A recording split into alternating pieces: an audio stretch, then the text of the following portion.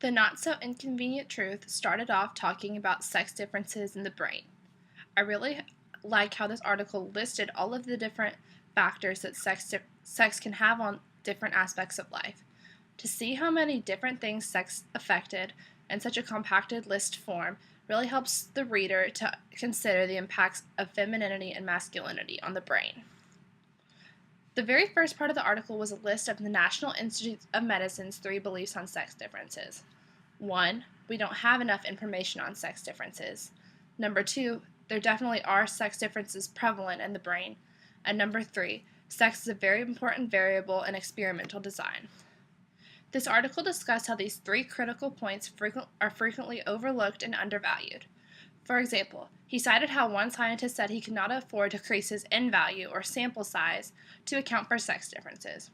While money may be an issue to the researcher, false data could be an issue to the rest of the population. As a whole, people believe research, but if sex in the brain could have a large effects such as this article suggests, the research we have trusted for many years could be falsified. And we would have to go back to square one and start all over, which essentially costs more money and pretty much counteracts their whole argument. So a little more money now could help to prevent a lot of hardship later. The best part of this article was probably the diagrams.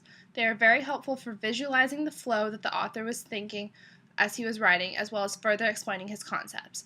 For example, he mentioned that there was 3 different sex types, but he didn't cover them very well in his writing.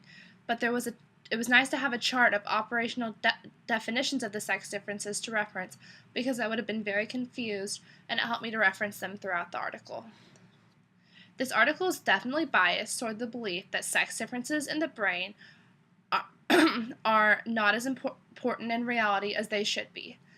They do a really bad job of giving any other feedback from the other side of the argument. Under normal circumstances, I have trouble with a biased article because I think it's a dirty way to sway people's opinions.